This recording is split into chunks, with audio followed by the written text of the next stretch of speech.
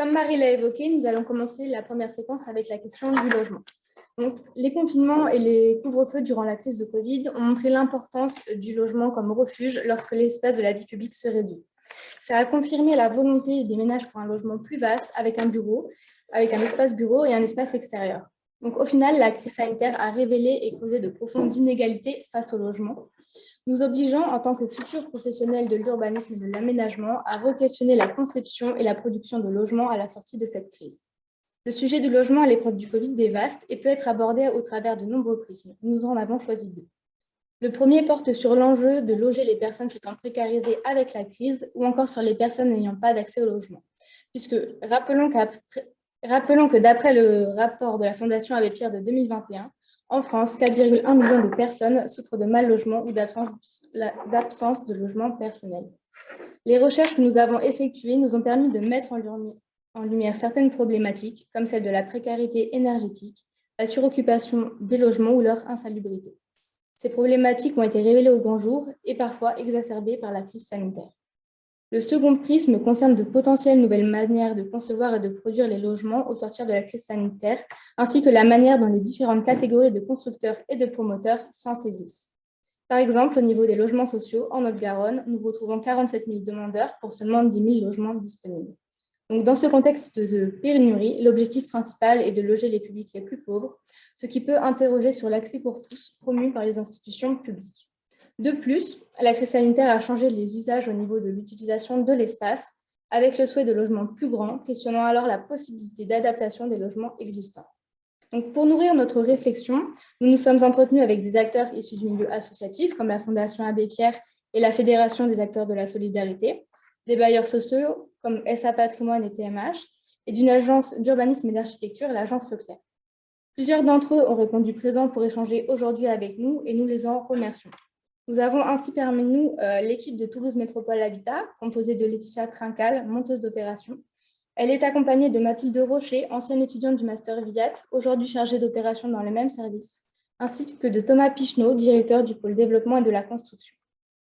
Nous accueillons également Mohamed Lotfi Belwari, architecte urbanisme de l'agence Leclerc à Paris. En 2021, il a participé avec François Leclerc et Laurent Guillaumetti à l'élaboration du référentiel du logement de qualité dans le cadre de la mission sur la qualité du logement. Et malheureusement, aucun des acteurs associatifs que nous avons sollicités n'était disponible aujourd'hui. Donc Léa vous résumera nos échanges préparatoires avec Bertrand Lapostolet, responsable du programme lutte contre la précarité énergétique au sein de la Fondation Abbé Pierre et directeur de la Fondation Solidarité Nouvelle pour le logement. Elle résumera également les propos de Virginie Matteoni, chargée de mission hébergement, logement, participation à la Fédération des acteurs de la solidarité d'Occitanie. Donc, dans un premier temps, nous allons revenir sur l'impact du Covid sur les publics fragiles et les ménages de manière générale, puis nous nous intéresserons dans un second temps aux nouvelles façons de penser le logement. Donc, merci Margot d'avoir introduit le thème du logement au regard de la crise du Covid. Dans un premier temps, nous avions demandé en préparant cette table ronde pour chacun des intervenants de préparer 2-3 adjectifs pour qualifier la période du Covid dans le secteur de l'habitat et plus particulièrement du logement. Donc, j'ai vu qu'il y avait Madame Trincal qui était ici. Peut-être que vous pouvez commencer, si vous êtes d'accord, en nous donnant 2-3 adjectifs. Et puis après, Monsieur Lotfi Belwari, vous pourriez donner les vôtres. Bien, bonjour, Laetitia Trincal. Effectivement, après retour de nos locataires, Toulouse Métropole, nous sommes un bailleur constructeur. Nous gérons à peu près 18 500 logements aujourd'hui sur Toulouse et ses environs. Et nous construisons environ 500 logements par an, moins cette année à cause du Covid aussi.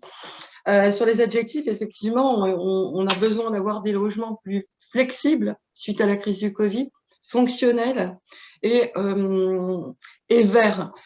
J'entends par vert, c'est de vivre à l'intérieur, mais avoir un rapport direct avec l'extérieur, plus de surface privative extérieure. C'est ce qui a beaucoup manqué dans les logements des années 70, parce qu'on a à peu près 50% de nos logements en QPV, et c'est vrai qu'ils sont pas bien équipés au niveau de surface, balcon, terrasse.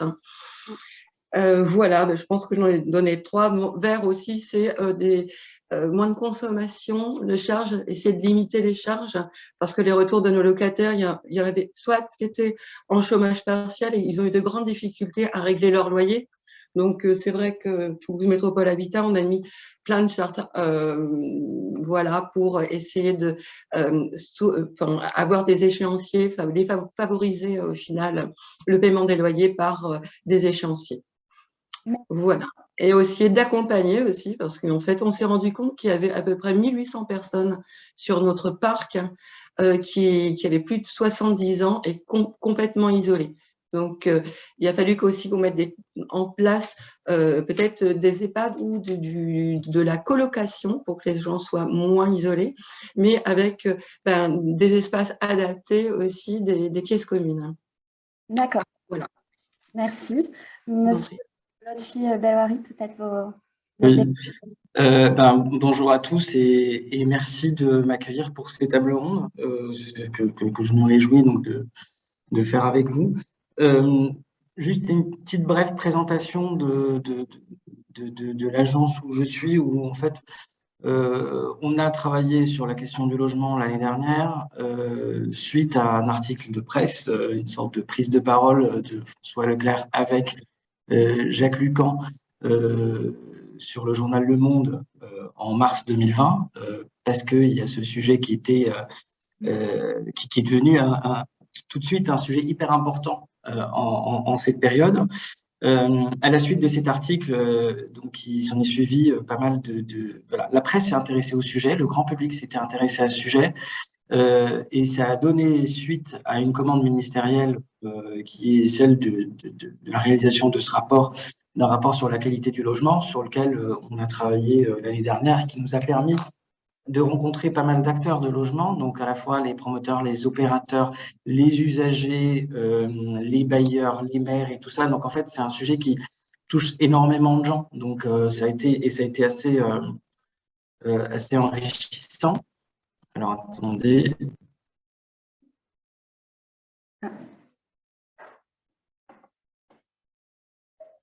Votre micro est coupé.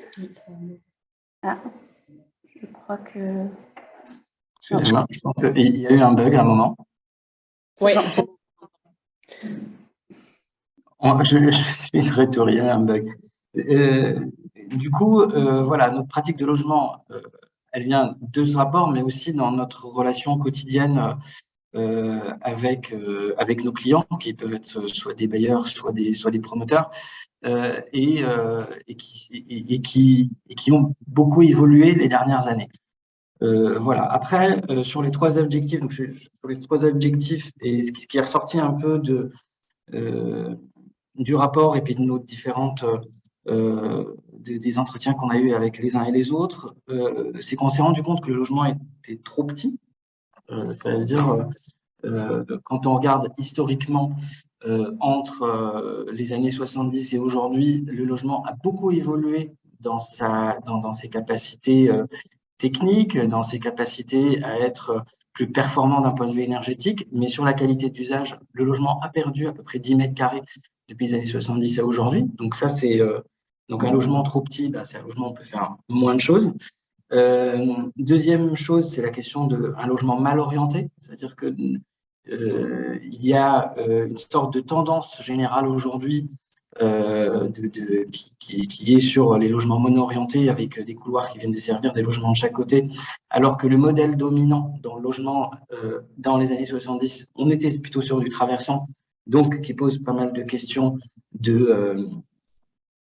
d'ensoleillement, dans tout un tas de choses. Et puis après, troisième point, c'est rigide, donc manque de souplesse, dû aussi à tout un tas de normes qui font que le logement, il est très peu adaptable, mais c'est aussi dû à son étroitesse, quoi. Donc, voilà un peu les trois adjectifs. Merci. Effectivement, ça fait ressortir vraiment la complexité de la période qu'on a vécue et puis l'incertitude aussi, ce qui fait notamment écho avec les entretiens préparatoires qu'on avait eus pour cette table ronde qui traitaient de l'impact du Covid sur les publics fragiles, mais aussi de manière plus générale sur les ménages. Et c'est des entretiens que Léa va essayer de nous résumer maintenant. Donc, je te laisse la parole, Léa. Donc, ce qui est ressorti des témoignages avec des acteurs du milieu associatif, c'est qu'en effet, la crise sanitaire a eu un réel impact sur les populations en situation de précarité, au-delà donc du fait des problématiques de suroccupation et parfois de logements inconfortables. Il y a eu un constat sur l'impact de la crise qui sont principalement de 3 ordres, donc qui ont notamment impacté les publics qui perçoivent les minima sociaux et qui se sont vus privés de tous les petits à côté qui relèvent des économies informelles avec le confinement. Ensuite, il y a eu toute la question de la fracture numérique, donc que ce soit en termes du maintien de la scolarisation ou du maintien au droit et des démarches administratives et également du maintien du lien social. Et enfin, donc, tout un impact au niveau de la fragilité psychologique de certaines populations avec les confinements. Donc, certains de nos acteurs ont témoigné qu'il était arrivé de sortir des gens de leur logement pour les remettre dans des centres d'hébergement collectif, justement pour pallier à cette solitude. Un autre impact qu'a eu le Covid sur le logement, ou plutôt sur les trajectoires résidentielles des populations précaires, puisqu'on le rappelle, les sorties d'hébergement d'urgence se font principalement vers le parc social, puisque les associations travaillent en collaboration avec les bailleurs sociaux. Par exemple, la Fondation Solidarité Nouvelle pour le logement qui obtient de bons résultats, 97% de leurs sorties sont positives. Mais à ce moment-là, le Covid est venu geler les entrées et les sorties et a donc engendré un peu de décalage. Ensuite, du côté des capacités d'hébergement, l'État a fourni un véritable effort et les collectivités également pour mettre toutes les populations à l'abri, puisqu'ils ont ouvert 400 000 places pour loger les sans-abri à l'hôtel. À Toulouse, par exemple, 200 000 personnes ont été logées à l'hôtel pendant la crise. Mais dès lors que la crise s'est apaisée, aucun suivi n'a été proposé, alors que l'État aurait pu profiter de cet élan pour réfléchir à des solutions d'hébergement plus pérennes et de ce fait avancer sur la question du mal-logement. Enfin, selon nos témoignages, cette réflexion permettrait d'infléchir des logiques aussi de coûts à éviter, parce que si on faisait de la prévention plutôt que de la réparation dans l'urgence, cela reviendrait certainement moins cher. Prenons l'exemple notamment sur les coûts que génère l'hébergement des publics d'urgence dans les hôtels, qui représentent environ 3 à 4 millions d'euros par jour. Donc avec ça, on pourrait effectivement s'en servir comme fonds d'investissement alloué à la production de logements à destination des populations en situation de précarité. Donc depuis tout à l'heure, vous constatez qu'on parle de crise du logement sans nécessairement faire référence à la crise sanitaire, puisque cette dernière n'est pas née du Covid. En effet, il y a toujours eu une certaine insuffisance, une inadaptation de l'offre et une augmentation du coût du logement, qui ont été des problématiques qui existent depuis des années. Cela dit, l'impact que la crise sanitaire aurait pu avoir, c'est justement d'impulser cette réflexion en venant questionner la production de logements et les politiques du logement. Prenons l'exemple, par exemple, de la Fondation Solidarité Nouvelle pour le logement, qui en fait depuis quelques années essaye d'apporter une réponse à ce mal logement, à ces problématiques, en créant des logements sociaux par construction, acquisition, rénovation, bail à réhabilitation. Plus concrètement, ils proposent des logements diffus, des petites copropriétés bien réhabilitées, bien localisées, et qu'ils accompagnent avec des loyers les moins chers qui existent. Ils les louent à des personnes en difficulté le temps qu'il faut afin qu'ils puissent retrouver une stabilité. Et enfin, ils les accompagnent également en maintenant du lien social jusqu'à qu'ils accèdent à un logement de manière pérenne. Donc, on peut se demander finalement si ces actions qui sont menées dans le milieu associatif et en collaboration avec les bailleurs sociaux, des fois, pourraient préfigurer des solutions contre le mal logement. Donc voilà, il n'y a plus qu'à espérer que cette crise sanitaire, que suite à cette crise sanitaire, le logement et plus précisément le traitement du mal logement trouve une place importante dans les politiques publiques et plus encore que les métiers du social, notamment les bailleurs sociaux et le milieu associatif, bénéficient d'une reconnaissance pour les travaux qui visent à accompagner au mieux ces populations précaires. Oui, parce que Léa le disait, les structures associatives, donc, elles tentent de pallier au mal logement avec des dispositifs adaptés. Alors, on va s'interroger, nous, sur les nouvelles manières de penser le logement au regard de cette pandémie. Et tout d'abord, pour faire un peu le lien, on peut peut-être revenir sur les domaines relatifs aux bailleurs sociaux avec vous, Madame Trinqual. Est-ce que vous avez pu constater des nouveaux besoins exprimés par les ménages qui auraient pu influencer justement la réflexion sur la qualité d'usage des logements que vous proposez ? Oui, alors tout à fait. C'est vrai que le retour de nos locataires, c'est Monsieur Mohamed Belwari parlait de superficie. Effectivement, nos locataires auraient aimé avoir des logements plus vastes parce que au final, tout le monde presque tout le monde télétravailler.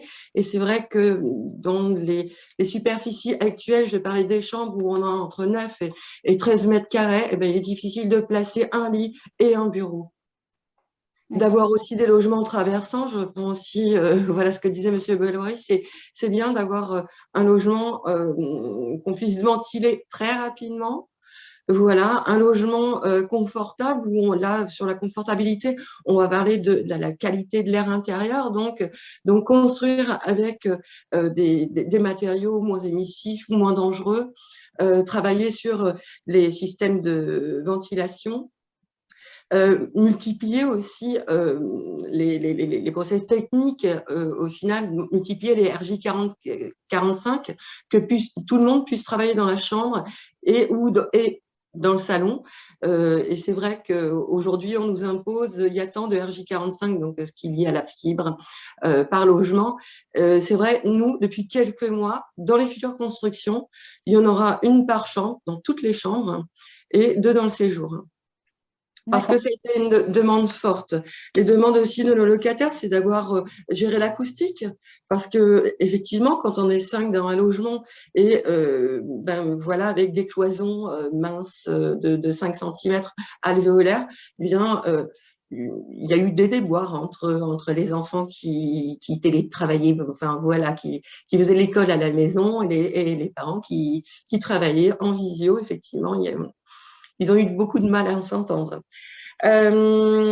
Aussi, c'est revoir aussi les halls, parce qu'il y a un phénomène de mode qui revient, ça existait dans les années 70, mais construire des immeubles d'habitation, au final, avec un hall unique, qui après va desservir des cages. Eh bien, pendant la période Covid, c'était impossible. Voilà, on ne peut pas se retrouver 80 logements, 80 familles, tous dans le même hall pour aller chercher son courrier ou autre. On sait maintenant que c'est bien d'avoir des cages bien distinctes, avec chacun son hall, pour éviter les croisements. Que dire de plus Et peut-être, excusez-moi, peut-être au regard de ça, justement, TMH, donc Toulouse Métropole Habitat, vous avez peut-être des stratégies envisageables pour rendre le logement social adapté à la crise sanitaire? Alors, aujourd'hui, la stratégie, elle est beaucoup plus globale parce qu'on a des retours, on connaît les besoins de nos locataires, parce que les besoins ont changé, mais on a plusieurs crises. On a la crise économique, on est en train de prendre de plein fouet. Par contre, on n'a pas encore de retour, on ne sait pas ce qui nous attend. Mais effectivement, penser le logement de demain, on est déjà sur le logement à 2050, on a le retour de nos locataires parce qu'on est toujours dans l'amélioration continue. Aujourd'hui, suite à la crise sanitaire, mais je pense qu'on va le repenser de manière globale. Il y a déjà des actions, donc pouvoir travailler chez soi, télétravailler chez soi. C'est voilà, avec plus de confort, peut-être plus de surface, ce que je disais tout à l'heure, des balcons, des terrasses, d'avoir un lien, d'être à l'intérieur, mais avoir un lien direct avec l'extérieur. Aussi peut-être travailler sur, donc là je vais peut-être laisser parler M. Bellory qui est urbaniste, si je me souviens bien. Au final, c'est vrai qu'on a eu beaucoup de résidences dans les années 70 où en fait on était tout de suite sur le domaine public. On s'est aperçu, il y a beaucoup de temps maintenant, que procéder à des résidentialisations, de ne pas passer de partie privative directement au domaine public, de créer des espaces extérieurs intermédiaires, donner plus de confort et les locataires, en fait, s'approprient ces lieux et ils vont aussi créer, parce que c'est de la concertation, vont nous aider à aménager ces parties intermédiaires extérieures. D'accord. Donc ça, ce sont plutôt des stratégies envisageables sur le long terme, c'est ça? Oui, tout à fait. À court terme, est-ce que peut-être il y a eu des choses qui ont émergé ou chez votre bailleur social? Non. À court terme, ce que je vous disais, voilà, quand on s'est vraiment préoccupé, on était dans l'urgence, on avait à peu près 1800 personnes. Monsieur Chaperon, en fait, Olivier Chaperon, qui est directeur d'agence chez Toulouse Métropole Habitat, est avec nous. Peut-être qu'il pourrait nous parler des actions menées en période Covid. Oui, effectivement. Oui, bonjour. Donc effectivement, on a identifié comme tout à chacun un isolement d'une grande partie de nos locataires, particulièrement les locataires âgés. Donc sur notre portefeuille, nous avions identifié plus de 1800 personnes qui vivaient seules et qui avaient un âge avancé. Donc sur ces personnes, nous avons fait des campagnes d'appels téléphoniques pour rompre un peu l'isolement, pour essayer de voir avec eux leurs besoins, les orienter vers des associations, des structures, si besoin, y compris sous la forme, par exemple, de paniers repas. Notre deuxième axe, donc, qui a été porté pendant la période Covid, c'est d'accompagner nos locataires qui se sont retrouvés en difficulté, hein, puisque certains avaient perdu leur emploi, les aides arrivaient difficilement. Donc, nous avons identifié aussi donc, les locataires qui ont connu de difficultés, c'est-à-dire à payer leur loyer et qui n'étaient pas récurrents sur ce genre de sujet. Donc, on les a accompagnés, on avait pris des engagements auprès des associations de locataires pour pouvoir mettre en place des échéanciers, éviter d'engager des procédures, bien évidemment, et leur apporter tout le soutien possible pour se maintenir dans les lieux et puis pour trouver une solution de sortie. Aujourd'hui, ce sont des dispositifs que nous n'avons plus, hein, bien évidemment, puisque nous ne sommes plus dans une période Covid, mais c'est ce qui a été porté par nos équipes, même en télétravail, hein, puisque on a fait de chez nous, avec nos téléphones personnels, voilà, pour prendre des informations sur nos locataires dans cette période qui fut un peu difficile, effectivement, pour les gens isolés et âgés. D'accord. Merci pour vos réponses. Donc, on voit bien qu'à court terme, effectivement, donc dans le parc social en particulier, il y a eu des actions qui ont été menées, au plus près des habitants. Et puis, à long terme, on voit qu'il y a aussi une véritable volonté de repenser le logement. Pardon.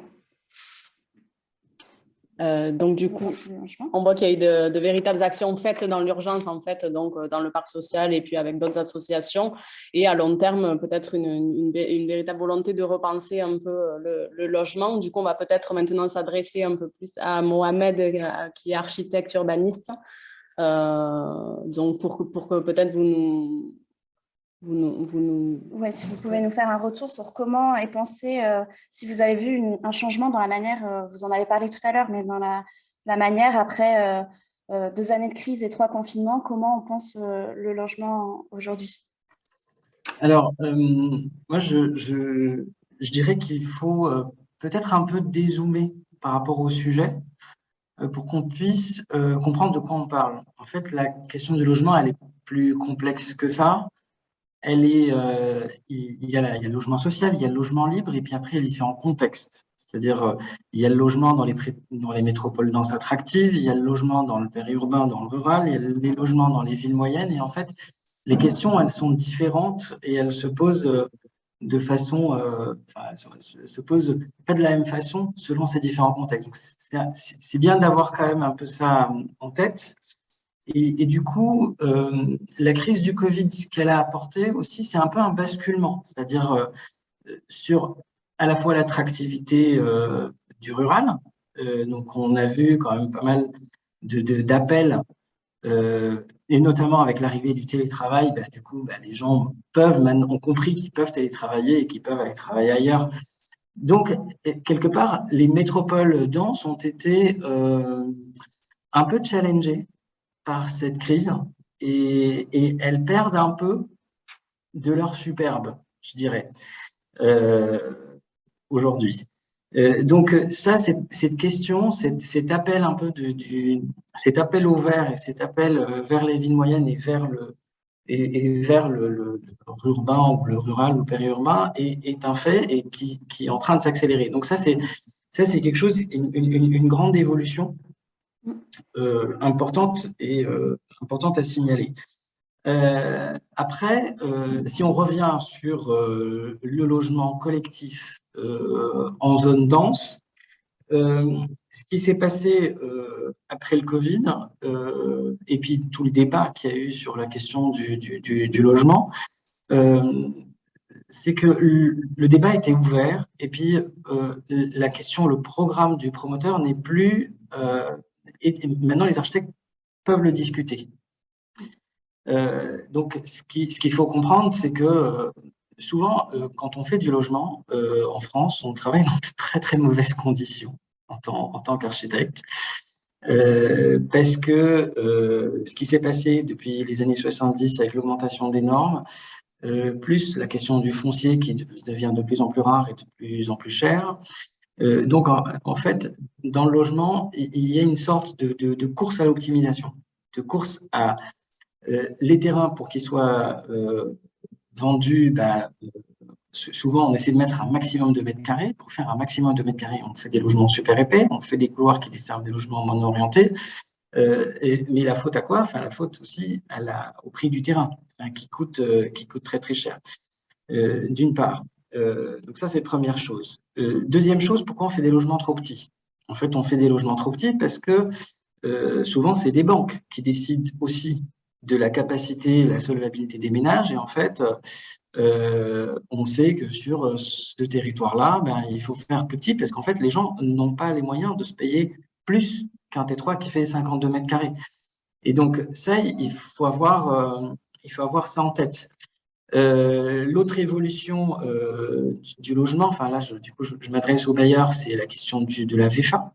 C'est-à-dire que de plus en plus, de moins en moins de bailleurs sont maîtres d'ouvrage de leur parc, mais plutôt des promoteurs privés qui font des logements pour les bailleurs, donc qui fait que on a moins cette maîtrise de la qualité qu'on avait à une époque avec les bailleurs. Donc voilà, c'était une sorte je vous arrête.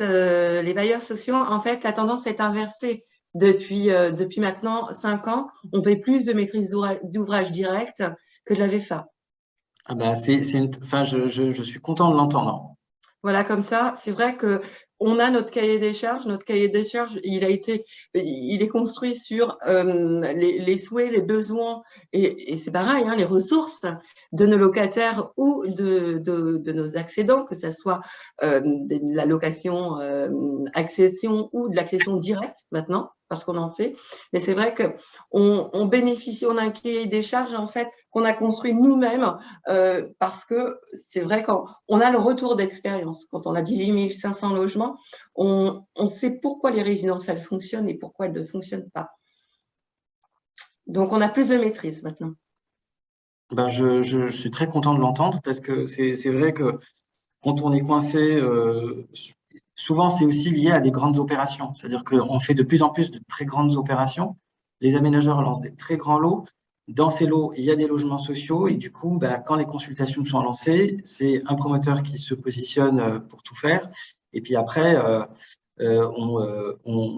les choses sont forcément harmonisées et c'est pas forcément conforme aux souhaits des bailleurs. Mais je suis très très content d'entendre qu'à Toulouse, la tendance est inversée et que la maîtrise d'ouvrage est davantage portée par le bailleur qui en plus est gestionnaire, donc il a cette vision à long terme. Et ça, c'est intéressant de vous avoir vous comme maître d'ouvrage parce que vous maîtrisez le long terme, vous êtes au plus proche de vos locataires et du coup, vous faites des logements qui sont plus qualitatifs et qui répondent aux besoins. Et ça, c'est assez plaisant de l'entendre. Voilà. Et alors, vous savez pourquoi cette tendance, justement, elle s'est inversée depuis 5 ans, Madame Trinqual? peut-être. Bah oui, parce qu'en fait, en VFA, alors, il a fallu qu'on produise beaucoup de logements à un moment. Donc, on n'était pas en capacité de faire 100% de la maîtrise d'ouvrage directe. Donc, effectivement, on a fait beaucoup de VFA, mais on s'est rendu compte, voilà, hein, M. Belleroy vient de le dire, je vous l'ai dit précédemment, c'est bien nous, on a un retour d'expérience. Un promoteur, il va livrer une opération, qu'elle fonctionne ou qu'il y ait un taux de sinistralité énorme, elle s'en fout. Une fois qu'elle a livré la résidence, il n'y a pas de gestion. Nous, quand on construit, eh bien, on la gère pendant 50 ans, la résidence. Du coup, c'est important qu'on travaille, voilà le travail qu'on fait entre la DDC, la direction développement construction, la direction du patrimoine qui est là pour la maintenance et les agents. C'est vrai qu'on décide de faire une opération où au final on la présente en commission APS et elle est partagée par tous nos services en fait. Voilà, pour être sûr personne ne travaille dans son coin, on construit tous ensemble et on organise tous ensemble. D'accord. Et j'aimerais revenir sur la logement, ce besoin de logement plus grand justement et l'incidence que ça pourrait avoir sur les loyers.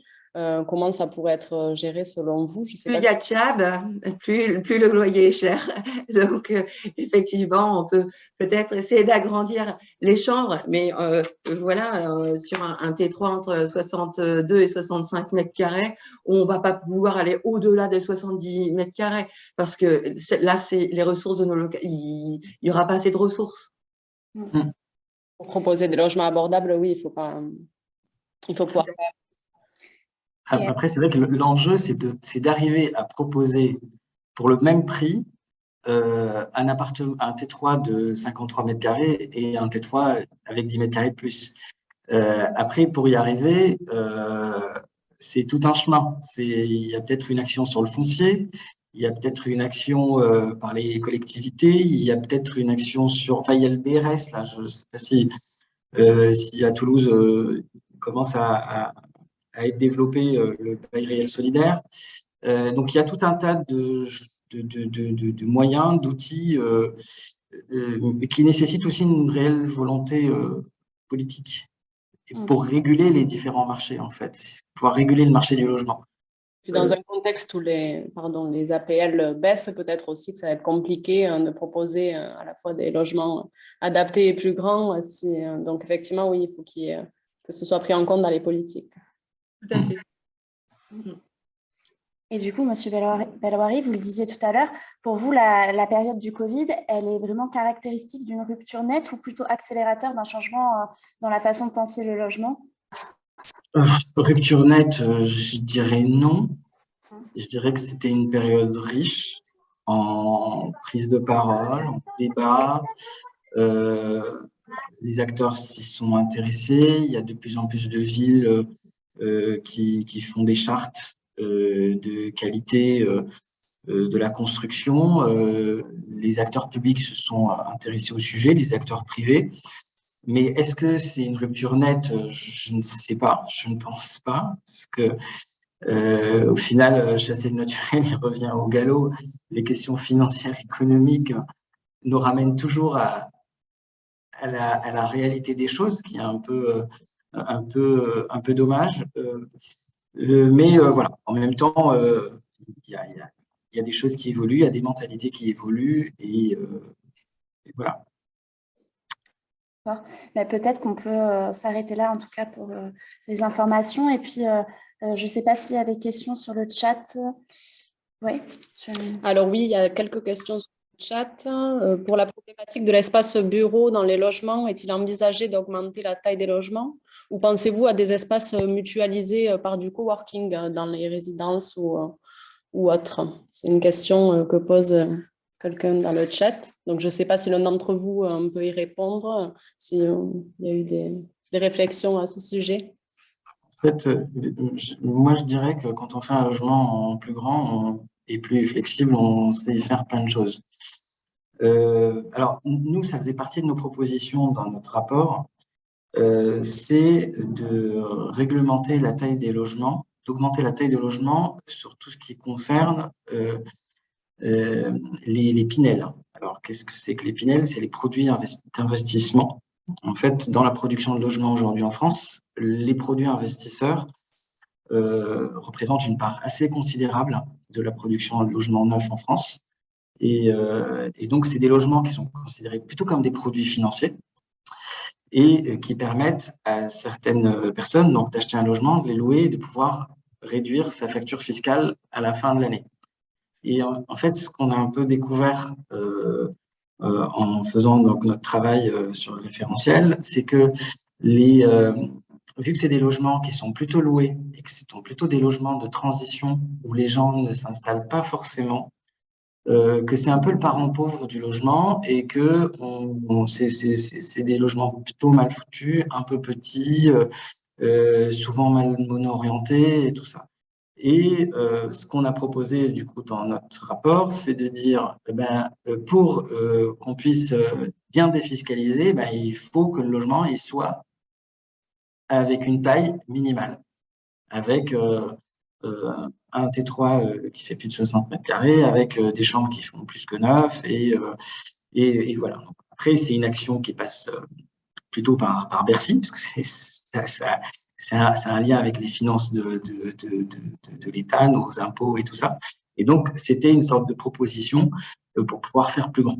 Donc, dans un logement plus grand, on saura travailler mieux. Dans un logement mieux foutu, on saura travailler mieux.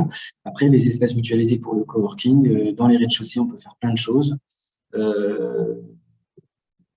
Et puis voilà. Mais du coup, je ne sais pas si ça répond à la question. Oui. Il y avait aussi, il me semble que vous nous aviez parlé en entretien préparatoire aussi de logements modulables. Est-ce que ça pourrait être une piste à développer? Alors, sur le logement modulable, en fait, il y a de plus en plus de personnes qui s'y intéressent. Plutôt l'idée qu'on puisse vendre des logements avec une arrivée d'eau et puis après, on laisse les habitants construire eux-mêmes leur propre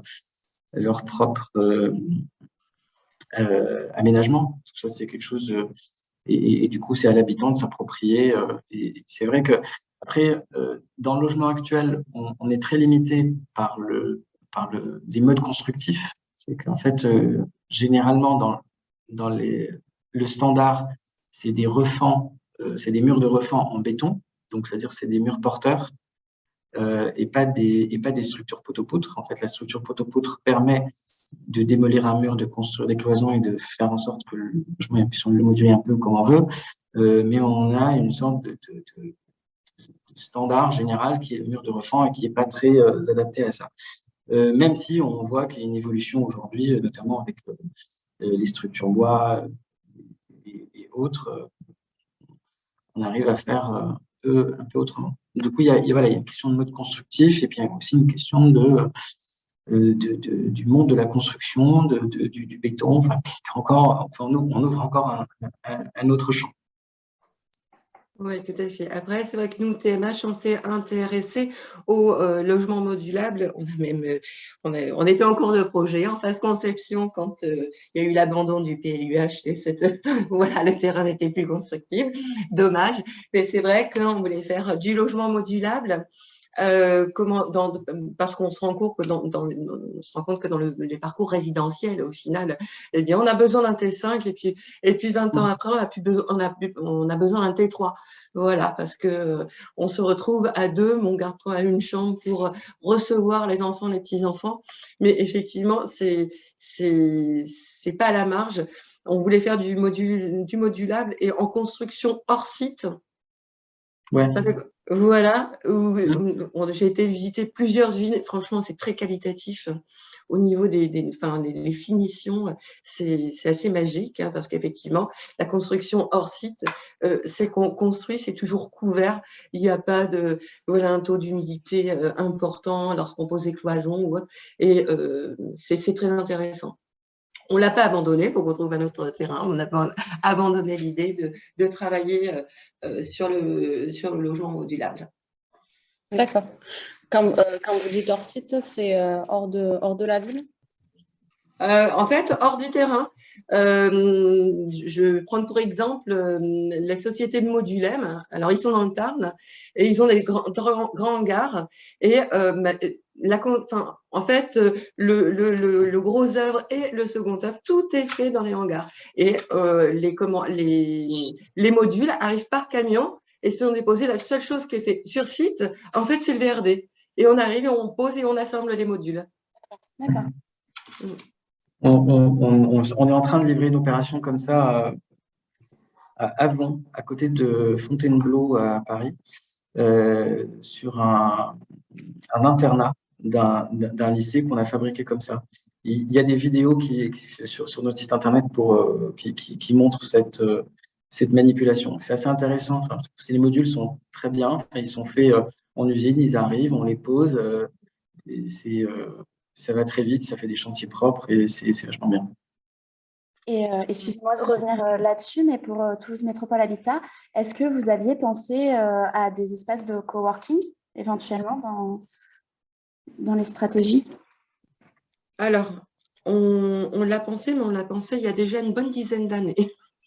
Et voilà, on l'a testé et on se rend compte aujourd'hui que ces espaces ne sont pas utilisés ou très peu utilisés ou changent de destination. Donc, c'est pas évident. Là, les besoins, c'est beaucoup l'extérieur, travailler sur l'extérieur. D'accord. La gestion des communs dans les copropriétés, c'est jamais simple. C'est ce nous on remarque dans toutes les réinventer, Paris, inventons la métropole et tout ça, une sorte de tendance des promoteurs à faire des programmations avec la crèche mutualisée, l'espace de bricolage, la chambre en plus pour les visiteurs et tout ça. Et on se rend compte qu'à la gestion au quotidien, c'est pas si simple que ça.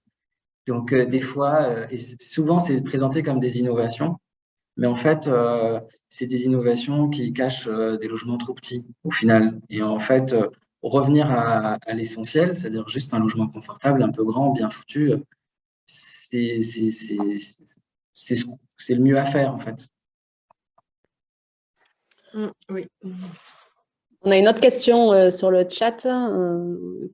Quelle stratégie déjà établie ou quels enjeux politiques pour optimiser la qualité de vie dans les logements déjà existants dans un contexte dense? Donc, je ne sais pas si quelqu'un d'entre vous…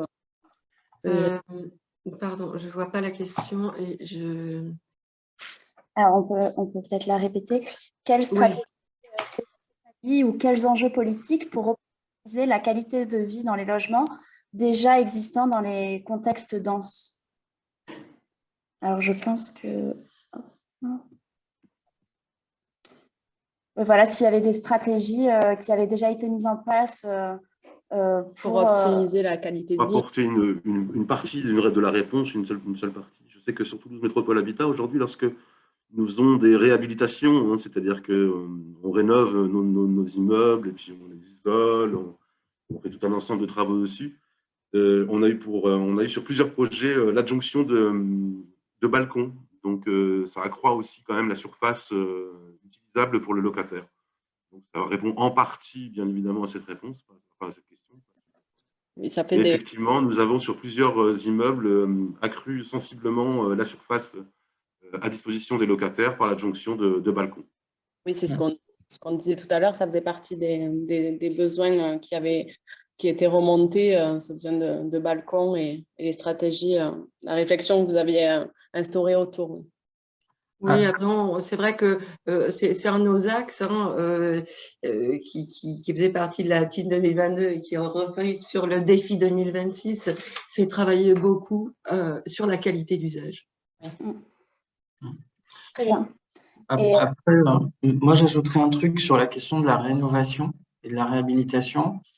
D'un point de vue environnemental, on sait qu'aujourd'hui, pour construire un bâtiment, c'est un bilan carbone qui n'est pas neutre et qui est assez impactant pour la planète. Que la question de la rénovation du parc immobilier existant est un enjeu majeur, souvent oublié. qui est revenu récemment dans le débat public, mais c'est quelque chose d'assez important même d'un point de vue environnemental, mais qui est souvent contraint par des questions de coût aussi. C'est-à-dire rénover des logements coûte plus cher que d'en construire des neufs. Et ça coûte à la fois plus cher, et après, il y a des gestions de chantier compliquées. Parce qu'on travaille en site occupé. En site occupé, c'est pas simple à gérer. Donc forcément, c'est plus vertueux, mais il y a des problématiques techniques. Après, ça serait bien que l'État s'empare un peu plus de ce sujet-là et qu'il subventionne éventuellement. Enfin, si on disait qu'il y avait aussi du Pinel dans le logement rénové, ça serait super, et que l'État participe aussi à ces rénovations, ça serait vachement bien. Après, moi, je citerai juste je ne sais pas si vous connaissez la rénovation exemplaire qui a été réalisée par l'Hackathon et Vassal, à la fois sur le Grand Parc à Bordeaux et sur la tour à Paris, Porte Pouchet. C'est quelque chose d'assez génial, où ils ont fait ils ont épaissi une tour existante en créant des jardins d'hiver assez chouettes, et le chantier était très peu impactant pour les habitants, parce qu'ils ont juste dû ouvrir un mur à un moment. Mais ce qu'il faut savoir, c'est que ça a coûté 3 fois plus cher qu'un budget classique de logement social. Donc, c'est expérimental, c'est super, ça serait vachement bien de le refaire partout, mais on est sur des coûts assez extraordinaires, et on est sur de l'exception. Donc, voilà. Après, nous, bailleurs social, bailleurs constructeurs, quand on équilibre, notre opération est équilibrée. Donc, on sait que quand on fait une construction, à 10 ans, on va déjà avoir de l'entretien. À 20 ans, on va avoir des remplacements de composants. Et tout ça, en fait, l'équilibre de l'opération, elle est calculée avec les travaux qu'on va programmer, qui sont programmés, que ce soit en entretien ou en remplacement de composants.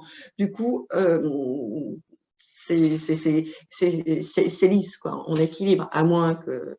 Voilà, des fois, il y a des défauts de construction, hein, avec un taux de sinistralité énorme, et on est obligé de réinjecter de l'argent sur une opération alors qu'elle n'a même pas 2 ans.